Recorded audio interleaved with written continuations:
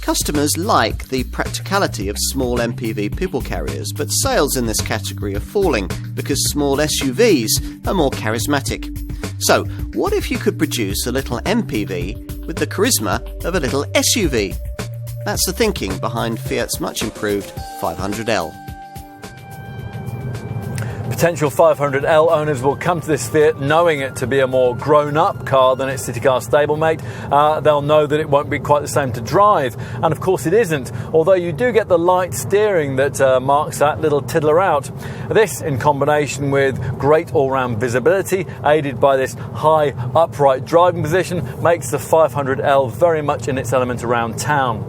You really notice how much easier this car is to see out of when you're at junctions, and that's helped by a clever A-pillar front quarter-light design, offering the same kind of curved windscreen look that characterised this car's spiritual predecessor, the Multipla model of the 1950s. It all adds to the urban confidence, only marred by ride quality. It's a bit on the firm side, although it rarely gets uncomfortable.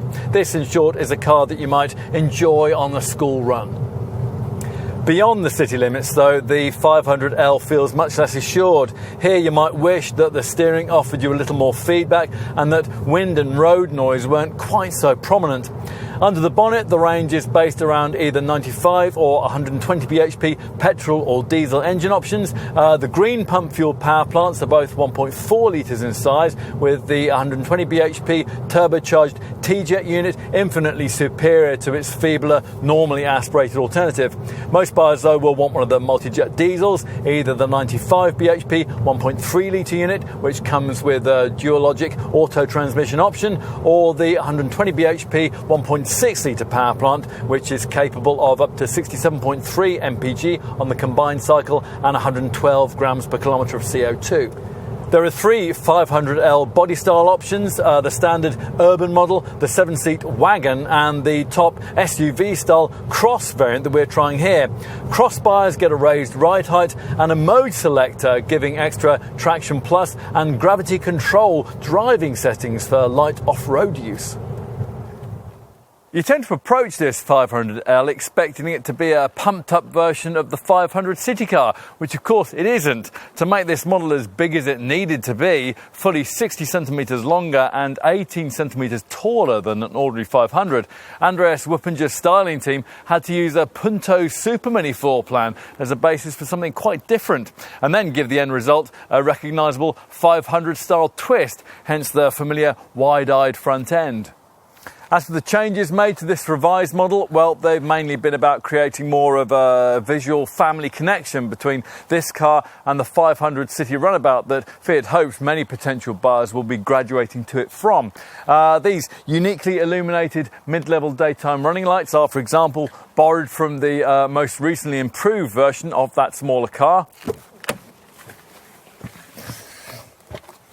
Time to move inside, where quite a few changes have been made to try to lift the rather limited showroom appeal that afflicted the cabin of the original version of this car. Now, that awful dished steering wheel of the original model has been replaced by this much smarter circular bezeled item, and through it you view a completely revamped instrument cluster with two round gauges either side of a neat 3.5-inch colour graphic display. Perhaps the most significant cabin improvement, though, lies here in the centre of the fascia with the addition of this next-generation Uconnect infotainment system. Time to take a seat in the rear, which is where, in theory at least, you ought to notice that this 500L is one of the longer Super Mini-based MPVs in its segment. Once inside, you'll find a rear cabin that, sure enough, really does feel quite spacious by class standards, mainly because it offers more headroom than any other model in this part of the MPV segment. The lengthier wagon model extends its rear overhang by enough to allow the installation of a third seating row, although, as you might expect, the two extra pews on offer are only really intended for young children. Finally, let's take a look in the boot. An MPV like this one that's based on Super Mini underpinnings is of course never going to be able to offer the size of cargo area that you get in a much pricier family hatch-based Scenic or C-Max sector 5-seat people carrier. Still, within the confines of the class, this 500L does pretty well with 400 litres of capacity on offer. It's a very usable space too, thanks to the standard so-called cargo magic space adjustable height boot floor that you'll get, providing you avoid entry-level trim. If you need more room, folding down the rear seat backs frees up a 1,310 litre capacity in this 5-seat variant, or up to 1,509 litres in the wagon model. In summary, what we have here, a little confusingly, is a little MPV that doesn't feel especially little, nor in some ways does it feel especially like an MPV. Now, Fiat thinks that's a good thing, here delivering us a compact, versatile and very individual contender, able to take care of people and baggage carrying chores with a practical dash of Italian flair. For them, it's the 500 all grown up, and it's a sensible family car you could really feel good about.